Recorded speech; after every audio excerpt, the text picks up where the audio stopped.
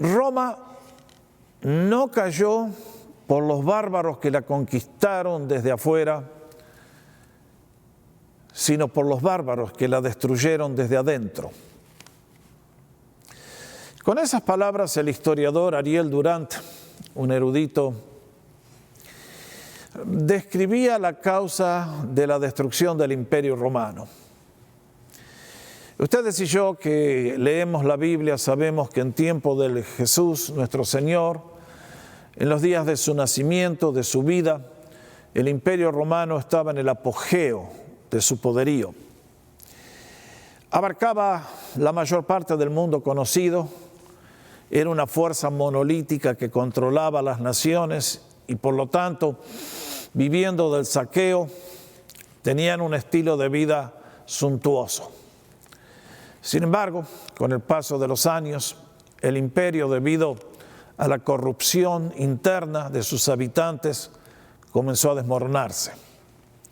De a poquito fueron perdiendo los territorios conquistados y llegó el día cuando también la mismísima Roma cayó en manos de los bárbaros.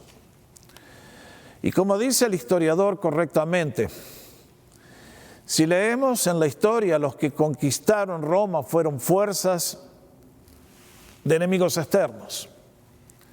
Pero si esos enemigos pudieron conquistar finalmente la capital del imperio, ciertamente fue por su poderío y por su estrategia militar. Pero la causa principal por la cual lograron hacerlo fue la inmoralidad, la corrupción, la podredumbre moral del propio pueblo romano. Cualquiera sabe muy bien en esta vida que si vamos a enfrentar un ejército enemigo, tenemos que estar unidos. Si el ejército mío está desunido y en lugar de enfocar los cañones contra los verdaderos enemigos, los enfocamos unos contra otros, la causa está perdida.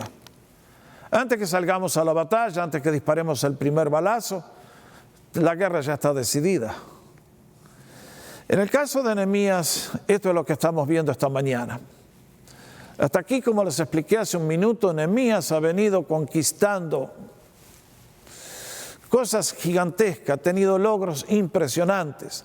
En este punto la muralla ha sido levantada hasta la mitad y a pesar que los enemigos externos habían amenazado venir, destruir, matar, no pasó nada, Dios detuvo todo.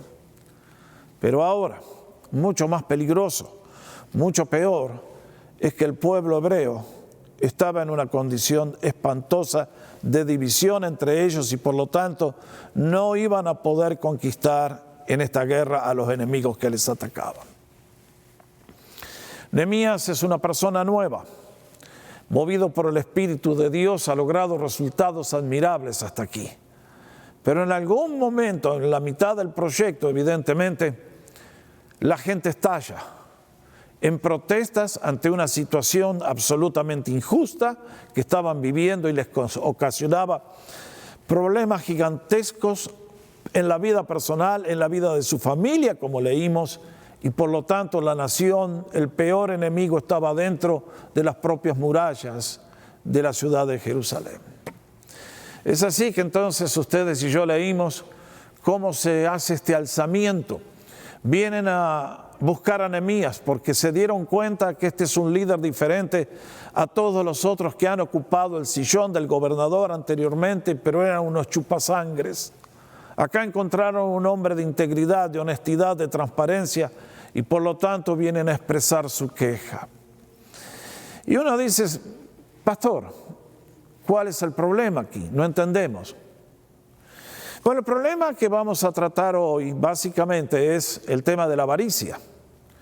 Pero en este caso, lo que estaba pasando es que la avaricia, que es una idolatría y un pecado espantoso a los ojos de Dios, se estaba practicando contra aquellos que nunca tendría que haber sucedido, porque eran los hermanos en la fe. Y alguien va a decir, pero pastor, ¿qué tiene de malo prestar plata? ¿Qué es la usura? ¿De qué me está hablando? Bueno, vamos por parte. Ustedes y yo tenemos que recordar que el pueblo hebreo no era un pueblo semejante a los demás en aquella época de la historia. Por pura gracia, Dios los escogió para que sean su pueblo. Cuando los sacó de Egipto y los llevó a la tierra prometida, le dijo: ustedes son mi especial tesoro. Yo he hecho por ustedes cosas que no podían hacer ustedes, por lo tanto ahora ustedes me deben a mí vivir de otra manera que refleje la gloria de mi persona. Por lo tanto, sean santos porque yo soy santo. Eso quería decir, vivan de otra manera, diferente a la de los otros pueblos. Por lo tanto, allí está. Eso de vivir diferente implicaba de que entre el pueblo de Dios no debía existir la usura. ¿Qué es la usura? Bueno, ustedes saben. Para ilustrarlo en términos contemporáneos, en este momento, digamos, yo tengo una fábrica de calzados. Tengo 100 empleados que están trabajando, pero la pandemia me canceló todas las ventas. Y entonces, porque yo soy bueno y amo a mis empleados y no está entrando plata, decido ir a pedir al préstamo a un banco para poder seguir pagando los salarios. El banco analiza mi aplicación y dice: Jorge, esto es una empresa de riesgo, no te prestamos nada. Y como yo no quiero cerrar, entonces me busco un prestamista individual, personal, y me escucha y me dice: Jorge, sí, yo te doy la plata. Pero si el banco me pedía 5% de tasa de interés anual, este usurero me pide 50%. ¡Ja! ¿Se imagina? Yo recibo la plata, pero la posibilidad de que él se quede con la plata y con la empresa son enormes. Y además me está robando. Eso es la usura. Al pueblo de Dios, el Señor le dijo, vean ustedes Éxodo 22, 25. Ustedes van a vivir diferentes, por lo tanto, si das prestado dinero a algún pobre de mi pueblo que está contigo, no te portarás con él como usurero, ni le impondrás intereses. No solamente que no debía cobrarle el 50%, ni siquiera el 5%. Entre el pueblo de Dios que estaba en emergencia, en malos momentos, no debía haber el cobro de intereses. El Señor lo prohibía. Vean además, les recomiendo en casa leer el libro de Levítico, capítulo 25. El Señor instituyó 2 fiestas especiales para el pueblo, que tenían que trabajar por 6 años y el 7º año descansar la tierra y cancelar todas las deudas. Y después cada 49 años, 7 por 7, en el año 50 había que liberar todas las deudas y si alguien había perdido la tierra, se la tenían que devolver. Por causa de estos pecados, el pueblo fue llevado en cautiverio. Y ahora han retornado, y se supone que los que retornaron era para vivir de acuerdo a los mandamientos de Dios, porque sabían que por culpa del pecado y la idolatría y no cumplir los mandamientos del Señor han ido llevados en cautiverio a Babilonia, y ahora retornan para reconstruir la ciudad y vuelven a caer en las mismas prácticas que un día les llevaron fuera de la tierra. ¿Qué leemos en Levítico 25? Ninguno de ustedes oprima a su prójimo. Más bien, este es el secreto de todo. Teme a tu Dios, porque yo soy el Señor, su Dios. Cuando dejamos de temer a Dios, perdemos su conocimiento, ahí viene todo lo demás. Cumplan pues mis estatutos, guarden mis decretos y habitarán en la tierra seguros. La tierra dará su fruto y comerán hasta saciarse y habitarán en ella con seguridad. La obediencia a los mandamientos de Dios siempre traía resultados excelentes. Pero vean lo que sigue. Si tu hermano se empobrece y se debilita económicamente con respecto a ti, tú lo ampararás. Y vivirá contigo como forastero. No le tomarás usura ni intereses, sino que temerás tú a Dios. Y tu hermano vivirá contigo. Caramba.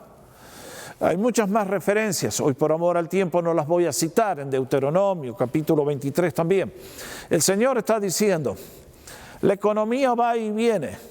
Pero tú no puedes abusar a tu hermano, que es hijo de Dios tal como tú lo eres. Si está pasando un mal momento, ayúdalo, bendecilo, no le chupes la sangre, no lo oprimas. Esta es la gran característica de los que viven sin Dios. Nos vivimos quejando y llorando de la opresión económica y ustedes saben lo que es esto. Es bien real el problema. Pero Dios quería que su pueblo se caracterice por otro estilo de vida donde la usura no debía entrar. Es serio este tema, muy serio.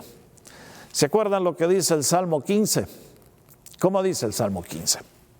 Señor, ¿quién habitará en tu tabernáculo? ¿Quién podrá morar en tu santo monte? Y entonces el salmista responde, el que hace esto, y las dos últimas características del que puede adorar a Dios y ser aceptado por Él, leemos, aquel que no presta su dinero con usura, ni contra el inocente acepta soborno. A los ojos de Dios, este es un pecado muy serio. Y este es el pecado en el cual justamente su pueblo de tiempo de Nehemías ha caído. Y entonces Nehemías tiene que proceder en consecuencia.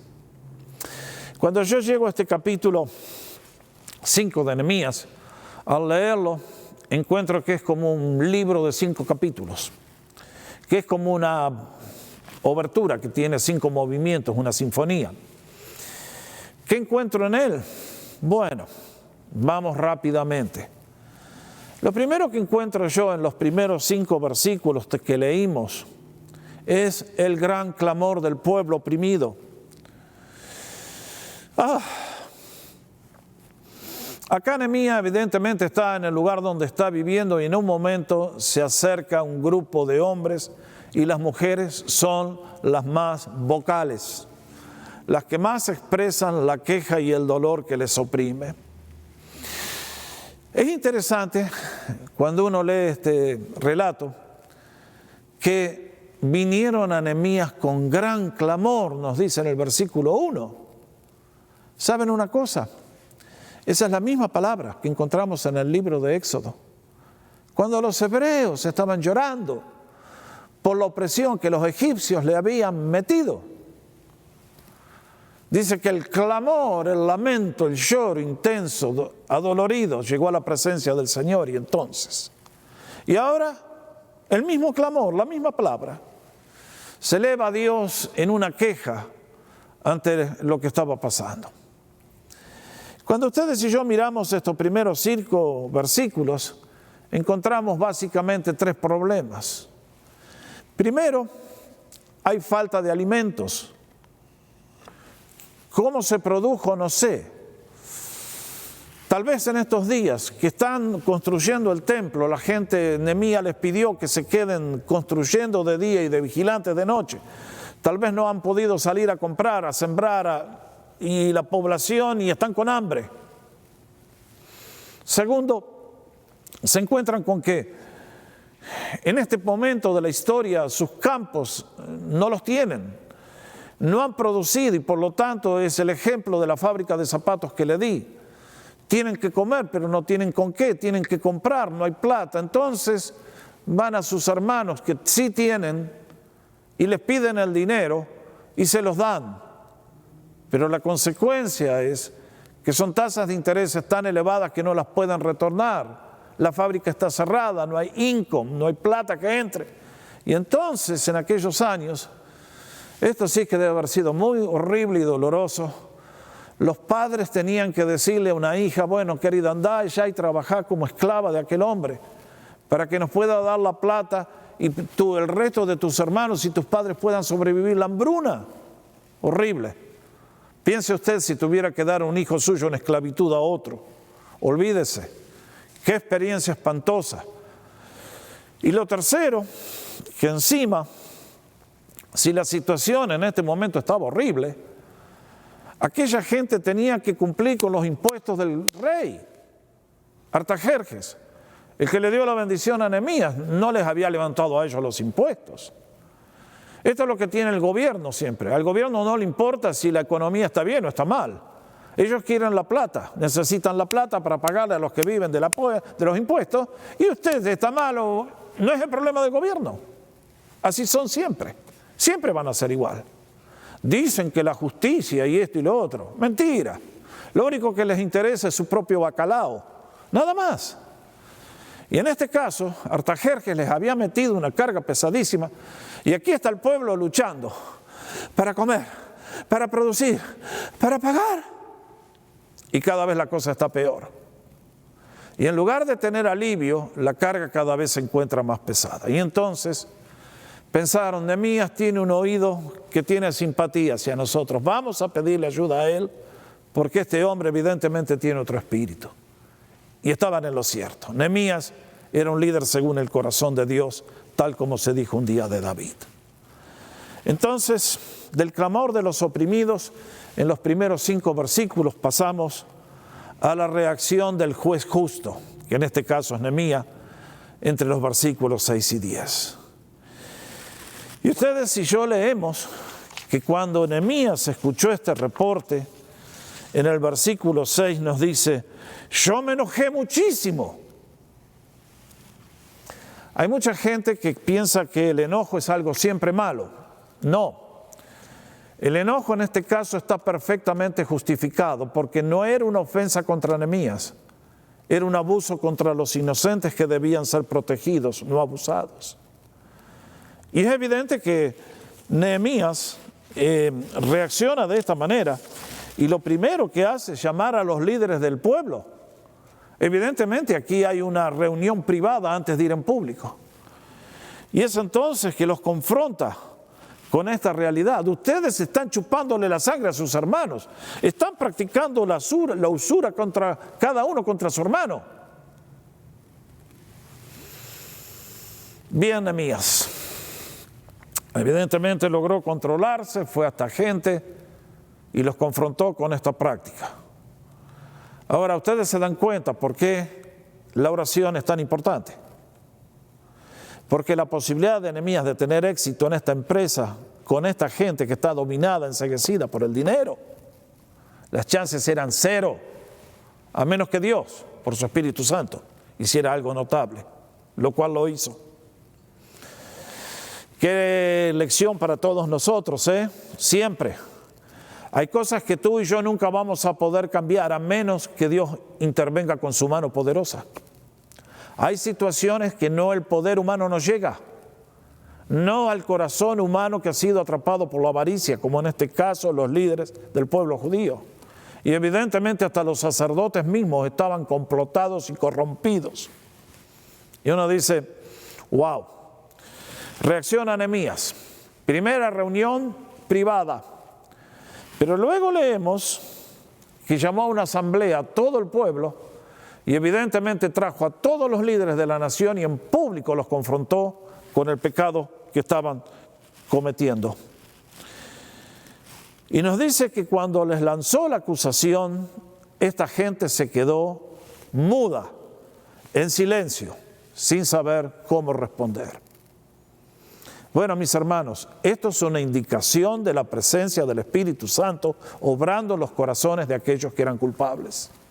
Por eso les dije, está más allá de mis posibilidades. Yo como pastor no puedo cambiar a nadie a menos que lo haga el Espíritu de Dios. Yo puedo dar la palabra, pero si el Espíritu Santo no se mueve en conjunción con la palabra, vivificándola, mi trabajo no sirve de nada, es estéril. Lo único que puede cambiar en la mente y el corazón humano es el Señor por su poder infinito. Él es el único que puede llegar a nuestra vida y en silencio, sin que nos demos cuenta, cambiar todo desde adentro. Nehemías tenía los ojos puestos siempre en el Señor.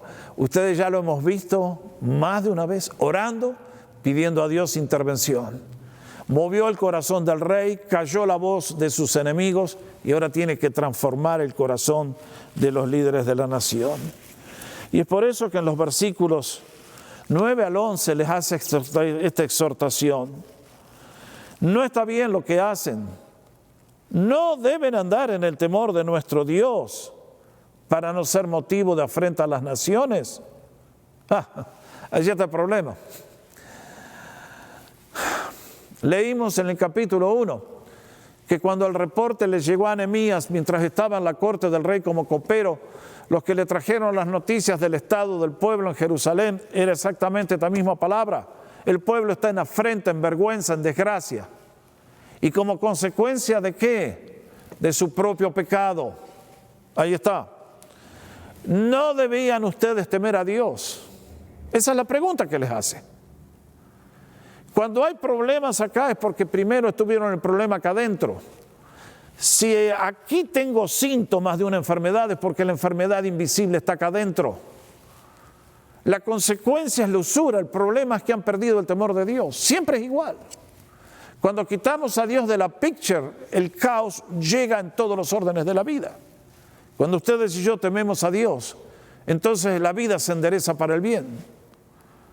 Honremos a Dios y no vamos a temer a nadie. Pero si no tememos a Dios, vamos a temer a todos.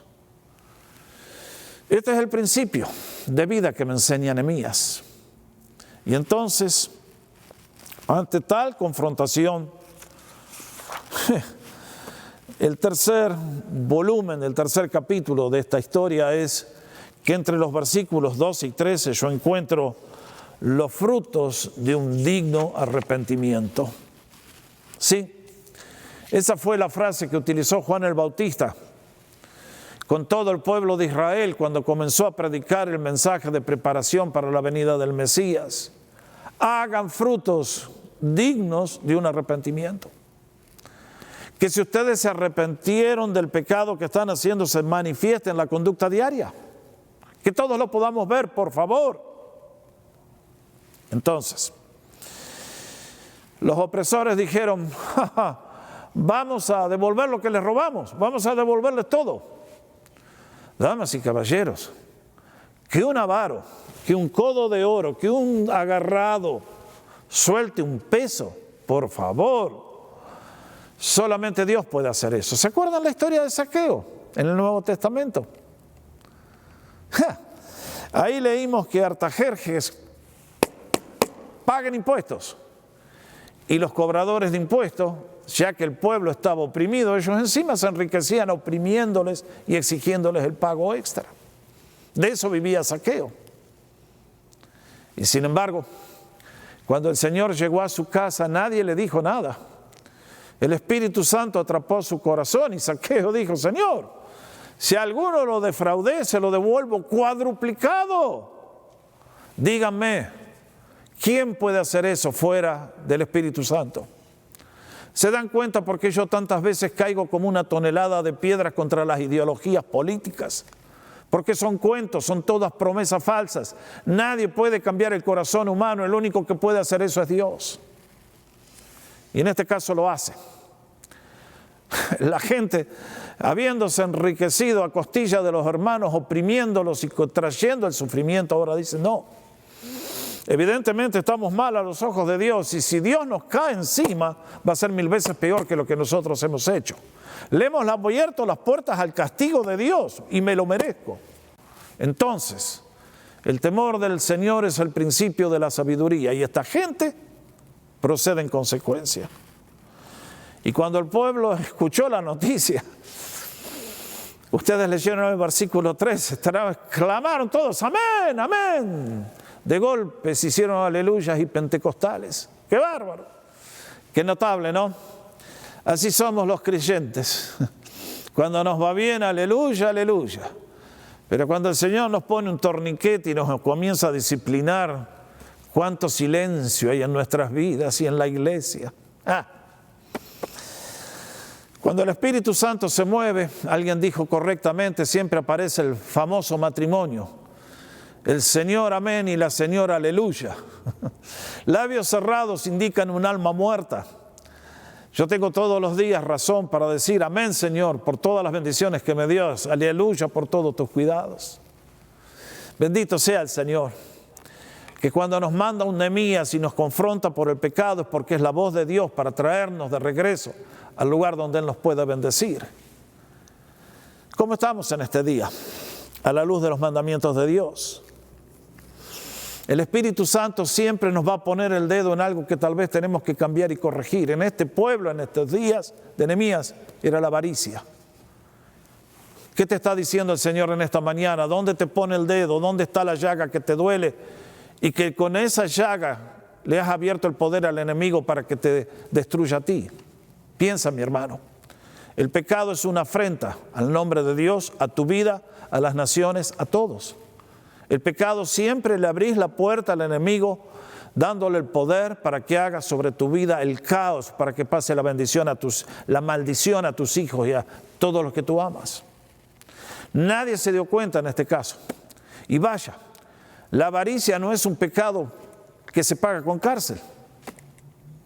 Yo esta mañana puedo ir a una casa de empeño. Ustedes saben, hay gente que está en un mal momento y tienen que comer y van a una casa de empeño y dicen, bueno, acá le dejo mi reloj de oro, vale $5,000, y el de la casa de empeño te dice, te doy 500, y si no lo puedes redimir, chao, adiós. Él se queda con todo. Así viven muchos en el día de hoy. Puedo recomendarles a todos los que me están viendo y oyendo.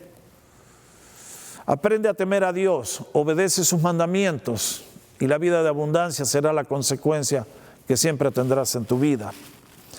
Pero en la segunda parte del capítulo, Nehemías nos habla de su propia vida como un modelo digno de ser imitado por todos los creyentes de todas las edades. Y Nehemías nos va a contar el ejemplo que él fue para el pueblo. Con el ejemplo de integridad, de honestidad, de transparencia, fue lo que pegó a Nehemías con el pueblo. Por eso vinieron a él, porque supieron que era alguien diferente. No vieron en Nehemías otro chupasangre, otro explotador, otro abusivo. Al contrario, y no le erraron. Vieron a Nehemías a alguien que les iba a ayudar a salir del problema. El domingo pasado, cuando cerramos el estudio, les dije que la fuerza más grande para la transformación de las personas es el poder de nuestro ejemplo. Que en la crianza de los hijos, se los dije, los chicos nunca escuchan con los oídos, los chicos escuchan con los ojos. Primero ven lo que tú estás haciendo, después escuchan lo que tú estás diciendo. En todos los órdenes de la vida. Es en la crianza en el hogar, es con los profesores en la escuela, es con el jefe en el trabajo, es con el pastor en la iglesia. La gente nos ve primero, después escucha. San Pablo, a sus hijos espirituales que estaban en el pastorado, Timoteo y Tito, les dice, nadie tenga en poco tu juventud, pero sé ejemplo. Timoteo, no vas a poder evitar que la gente te compare conmigo y te critique. Pero tú con tu vida les vas a demostrar en qué consiste un verdadero cristiano. Por lo tanto, hay 5 áreas en las cuales tú tienes que brillar. Si lo haces, la gente te va a respetar y el ministerio va a crecer. ¿Cuáles eran? Palabra, conducta, amor, fe, pureza. Les recomiendo el libro del líder del siglo XXI. Escribí un capítulo sobre este tema, justamente. Esta es la verdadera motivación en el liderazgo. Si un líder tiene estas cualidades, la gente lo va a seguir. Porque saben que es un hombre honesto, transparente, y la transparencia es el cemento que pega al líder con los seguidores. Es por eso que a Tito también le recomienda las mismas palabras, mostrándote en todo como ejemplo de buenas obras. Ahí la tienen. Mahatma Gandhi decía, nosotros debemos ser el ejemplo que queremos ver en los demás. Nosotros debemos ser el cambio que esperamos ver en los demás. Si yo quiero que los demás sigan a Cristo, yo les debo mostrar cómo es Cristo. Si yo quiero que la gente adopte las características y los valores del Señor, yo debo modelárselo para ellos. Cierto día escuché la historia de un misionero que llegó a una ciudad de la India y comenzó a predicar acerca de Jesús. Y estaba allí en una reunión al aire libre comunicándose con la gente del lugar cuando un chico al final le dice, después que terminó de predicar, ese hombre que usted predica, Jesús, está acá en el cementerio. El misionero no sabía cómo explicarse. Dice, ¿qué quieres decir? Sí, venga, yo lo llevo. Y este niño lo condujo hasta el cementerio y allí le mostró la placa de alguien que él no conocía. Un misionero que había servido en ese lugar años antes. Y debido al impacto de su vida, este niño llegó a la conclusión que Jesús vivía en medio de ellos. Qué lindo testimonio, ¿no? Todos deberíamos ser así, los que amamos a Jesús. Que por nuestra conducta, nuestras palabras, nuestras actitudes puedan ver reflejado a Cristo. Entonces, Nehemías nos cuenta algunas cosas por las cuales nosotros deberíamos imitarle. Versículos 14 al 18. Primero, renunció a lo que legalmente le correspondía. Él también podría haber taxado al pueblo para darse la gran vida, pero no lo hizo.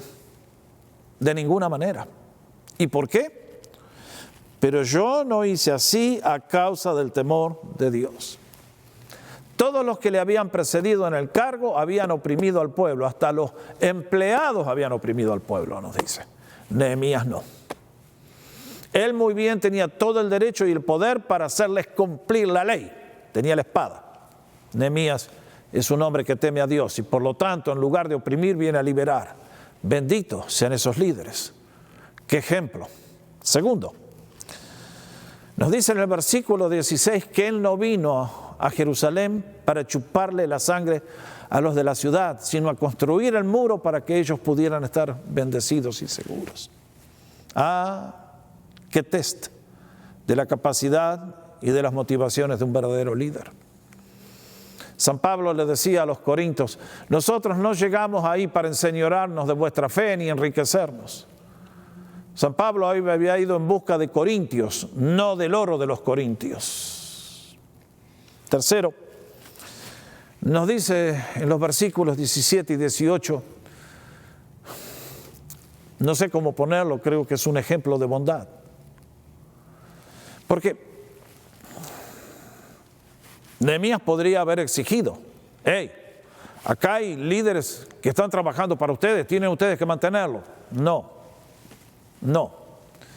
Evidentemente utilizó su salario y posiblemente la plata en el presupuesto que el rey le dio para los gastos, para decir, señores, a ustedes no les vamos a tocar un centavo. Todos los que coman a mi mesa, sea de los líderes que están sirviendo, de los que me acompañaron desde Susa hasta aquí, que están trabajando en los muros, de los que vienen de afuera para ayudar, yo pago la cuenta. Y nos dice que todos los días allí había un banquete que se servía y que de todo eso, por 12 años, no le cobró un centavo al pueblo. Y uno dice, qué tremendo, glorioso tu ejemplo, Nehemías. Y por último, lo que encuentro es que este capítulo hermoso se cierra con algo que Nehemías hace y ustedes y yo podemos reclamar para nuestra bendición también. Y es, otra vez, Nehemías ora a Dios. ¿Cuántas veces ha orado Nehemías a Dios en este libro? Les dejo la tarea. Capítulo 1, capítulo 2, capítulo 3, 4, 5. Nehemías era un hombre que estaba conectado a la fuente del poder del universo. Sabía que si lo tenía Dios de su lado, el resto corre solo. Y por lo tanto ahora tiene todo el derecho a reclamar lo que ora. Como dijo, acuérdate de mí para bien, oh Dios mío, de todo lo que he hecho por este pueblo. Alguien lee esto y dice, ay, qué egoísta Nehemías. No, Nehemías ha servido, no pidió nada, dio todo lo que tenía inclusive. Es perfectamente lógico entonces que reclame las promesas de Dios para todos aquellos que realmente le sirven con un corazón tan íntegro de sinceridad. Cuando uno llega a este punto tiene que decir, y pastor, linda historia, qué linda la historia. Bueno, muchachos, acá tenemos una historia que habla mucho al siglo XXI, ¿no creen ustedes? El mundo en que vivimos está dominado por la avaricia. Todo lo que mueve a la economía es la avaricia. Las guerras son por avaricia. Todo lo que existe en el mundo, todo se mueve por avaricia. ¿Y qué encontramos? Bueno, alguien dirá, ¿qué es la avaricia, pastor? es el deseo de tener más de lo que ya tenemos de sobra. La Biblia nos enseña que tenemos que trabajar para proveer a nuestras familias, a nuestras necesidades. La pereza nunca es bendición. Qué gran gozo que es poder trabajar y producir. Pero mientras queremos progresar y Dios quiere bendecirnos también, ojo con cruzar la línea y convertirnos en agarrados, en avaros y en opresores. En el día de hoy nuestra sociedad tiene injusticias por todos lados. Por este tema de la avaricia, ustedes y yo nos tenemos que cuidar, porque siempre hay enemigos que por la internet ahora se nos meten, nos sacan la cuenta y nos pelan. Usted sabe. Los ancianos son el blanco preferido de tantos estafadores. Los estudiantes tienen que invertir para su educación, tienen que empeñar su futuro pidiendo préstamos y los bancos les fajan unos intereses usurarios. Es increíble este país, el problema que tiene con este tema. En lugar de ayudar a la próxima generación, que son los que van a levantar la nación y darle la bendición a todos, los oprimen los bancos. Acá los bancos chupan sangre todo el día, sangre inocente. Uno de nuestros presidentes anteriores luchó contra este problema, no sé si logró solucionarlo. A los estudiantes intereses más altos que los que le cobran a un fabricante para un préstamo. Impensable, eso es usura, eso es una estafa. La lista es interminable. En Nehemías da un ejemplo de lo que es un líder espiritual. ¿Cuántos en el día de hoy, en nombre del Señor Jesús y de la bendición del Señor, se han enriquecido y le chupan la sangre al pueblo? Ustedes me van a decir, pastor, usted no quiere a todos estos cantores contemporáneos. Bueno, hay de todo en el mercado, por supuesto. Nunca voy a olvidar. Un día fue una convención en Miami en el año 2011 y ahí llegaron para dar el concierto una manga de jovencitos que, en fin, en una limusín para demostrar la bendición que el Señor les había dado. Y uno dice, Nehemías, perdonalos. Porque si Nehemías los agarra a estos mocosos imberbes, no sé lo que les hubiera hecho y yo también. A todos estos salmistas vaya a decirles ustedes, ¿por qué no vas a Cuba y das un concierto gratis? El Señor no se los ha mostrado, pierdan cuidado. La estafa, la usura está por todas partes. Y el pueblo de Dios no se ha podido salvar de ministerios fraudulentos. ¿Cómo vamos a solucionar esto? Bueno, yo les recomiendo a todos que me están escuchando en este día que no olvidemos la instrucción del Señor Jesucristo. No olvidemos la instrucción del Señor. A mí me asombra que el Señor habló más de los peligros del dinero que de las glorias del cielo. ¿Se va a acordar? Habló más de los peligros de la avaricia que de los deleites que serán vivir en su presencia en la plenitud de gozo. Yo leo el Evangelio de Lucas y encuentro allí 4 modelos de hombres que fracasaron en el manejo del dinero. Y el Señor lo dejó para advertencia. El rico necio, el rico y Lázaro, el joven rico y el de la parábola ahí del capítulo 16. Y yo escucho al Señor que dice, miren, guárdense de toda forma de avaricia, porque la vida del hombre no consiste en la abundancia de los bienes que posee. Ahí está. El Señor contradice el sueño americano. El Señor contradice la idea de que tu valor como persona depende de la cantidad de bienes que has acumulado. La sociedad te puede juzgar así, Dios no te juzga así. Tú puedes en el día de hoy tener una colección de relojes Rolex. Puedes tener una colección de carros, puedes tener una colección de mansiones y palacios en todo el mundo. Puedes tener una flota de aviones, una flota de barcos. Tú puedes ser el hombre más rico del mundo.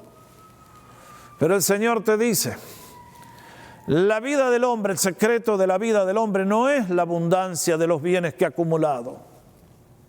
Y por eso contó la historia del rico necio, de aquel hombre que le fue bien. Y dijo, alma mía, ¡ah! Y Dios dijo, necio, esta noche te vienen a pedir el alma y entonces, ¿para quién queda todo lo que acumulaste? En el día de hoy es igual. El Señor te advierte a ti, a mí y a todos, cuidado con toda forma de avaricia. Trabaja, provee, progresa, yo te voy a bendecir, pero guarda con pasarte de la línea que nadie sabe dónde está. Y avaricia es todo Dios falso que ocupa el lugar del verdadero Dios. Si tú amas más tu cuenta bancaria, tu casa, lo que sea, más que a Dios, y tu seguridad está en el dinero, entonces ese es tu ídolo, es un pecado. Y Dios a su momento te va a colocar en el lugar que te corresponde. Cuidado con toda forma de avaricia. Yo sé que en esta mañana posiblemente de la gente que me escucha, el 90% son gente que está luchando para sobrevivir, al igual que el pueblo de Israel. Pero acuérdate que el día que Dios te prospere y te dé la riqueza, no te vayas a olvidar de tu Señor, por quien tienes todas las bendiciones que gozas. Es por eso que si vamos a triunfar sobre el poder de la avaricia, creo que hay dos cosas que tenemos que recordar siempre, que la tenemos que tener siempre en mente. Deuteronomio 8:18, ¿cómo dice? Acuérdate del Señor tu Dios, porque Él es quien te da el poder para hacer las riquezas. En estos días de pandemia se acabó la riqueza para muchos. Vino el virus, se acabó la riqueza. Vino el virus, te fuiste a la eternidad. Y todo lo que trabajaste se quedó aquí. Estás con salud en el día de hoy, dale gracias a Dios, porque esa es su buena mano sobre tu vida. Estás sano, vigoroso, dale gracias al Señor, que Él te mantiene en vida. Yo he llegado hasta este día y digo, Señor, gracias, es tu bendición. Es cierto que yo he tenido que hacer buenas decisiones, pero si hoy estoy aquí es por la misericordia de Dios. ¿Usted? ¿Por qué está vivo? ¿Por qué es más inteligente que Dios? ¿Porque su poder es el que le da la vida? Mis hermanos, si yo todo lo que tengo es por la gracia y la misericordia y la bondad de mi Señor, yo no puedo ser un orgulloso, jactarme de que, ay, mira el palacio que tengo, el auto que manejo. No, todo lo tienes por la misericordia del Señor. Él te ha dado el poder para que hagas la riqueza y es Él el que te ha prosperado. Por lo tanto, cuidado con toda forma de avaricia. Más bien, llevemos al corazón la enseñanza que el apóstol Pablo nos deja en 1 Timoteo capítulo 6. No creo que en este día muchos ricos me estén escuchando, pero de todas maneras, ahí va, vean lo que dice el apóstol.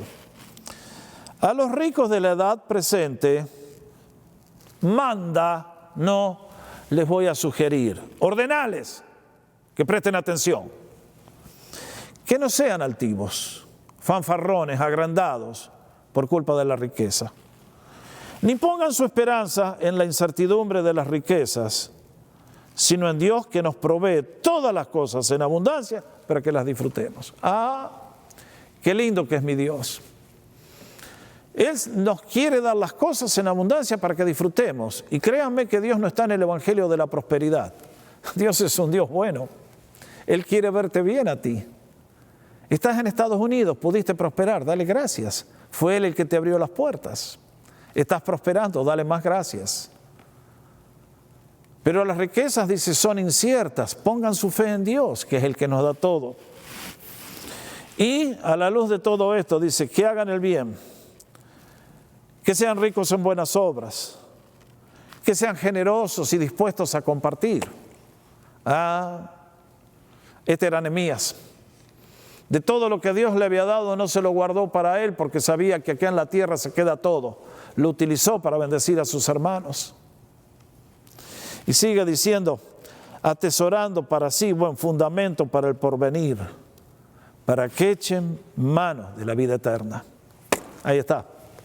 Ahí está. Ahí está. En estos días hemos estado hablando este tema de Nehemías como un modelo de reconstrucción de mi vida, de mi familia, de mi iglesia, de mi nación.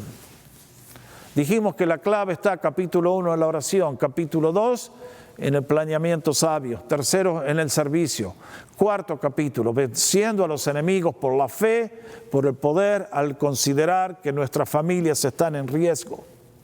Y ahora en este capítulo 5 nos dice, guarda, ojo con el tema del dinero no consagrado a Dios. Cuidado con toda forma de avaricia. A veces hay ejemplos que realmente inspiran. No sé cuántos se enteraron que Ray Kroc, la viuda de él, dejó para el Salvation Army, el Ejército de Salvación, le hizo una donación de $1.500 millones. Ustedes dirán, ¿y quién es Ray Kroc? El que fundó McDonald's. Ya, un genio. Miren si habrá hecho plata. Pero Ray Kroc era un excelente cristiano y comprendió que en la vida todo lo que tenemos es para pasárselo a otros, porque el dinero se queda en la tierra, las buenas obras van al cielo. Y evidentemente el hombre dejó el testamento y toda la fortuna que ganó. La viuda se encargó de pasársela al Ejército de Salvación para que se hagan edificios y programas de compasión a las necesidades de la comunidad. Alguien va a decir, bueno, si yo tuviera la plata de Ray Kroc, también donaría $1.000 millones. Mentira, no vas a donar nada. Porque la avaricia no es cuestión de $1.000 millones, la avaricia es una actitud del corazón. Una persona puede ser agarrado miserable con un sueldo de muerte, o puede ser agarrado y miserable con un sueldo de billones. Y una persona puede ser muy pobre y ser generoso, y puede ser multimillonario como Ray Kroc, y darse cuenta que en este tiempo que tenemos corto de vida es nuestra gran oportunidad de hacer una inversión en la eternidad. En esta mañana yo no sé a quiénes les estoy hablando, sé que la palabra de Dios tiene un mensaje vivo y eficaz para cada alma que escucha. Es mi oración, que si tú eres uno de estos que tiene el muro caído por la avaricia, es hora que a la avaricia la pongas en el lugar correcto. Muchas veces he pensado, qué lindo sería tener acá en la capilla donde estamos ahora un tarro de basura en la puerta para que cuando salgan los creyentes le pudiera decir, che hermano, tira toda la basura que llevas en el alma ahí adentro del tarro, ¿ok? Pero eso no se puede. El pecado vive aquí. Ustedes y yo lo cancelamos con decisiones sabias. Nehemías hizo decisiones sabias. Mi deseo para ti, para mí, es que tu dinero lo uses para tu bendición, para la bendición del reino y para recibir la gran bendición de manos de nuestro Padre. Esta es la historia de Nehemías. Son ladrillos que se van subiendo en aquellos días en que el muro tenía que ser construido y en nuestra vida también en este mismo momento. El Señor te bendiga mucho y te ayude a ser uno de esos creyentes ejemplares como Nehemías. Él es un modelo digno de ser imitado. Vamos con toda la fuerza y que el Señor bendiga nuestra vida, multiplique nuestro servicio y que por nuestras manos y nuestra palabra y nuestra conducta descienda la gloria de Dios en bendición sobre todos los que nos rodean. El Señor bendiga a su pueblo y te bendiga a ti. ¿Vamos a orar?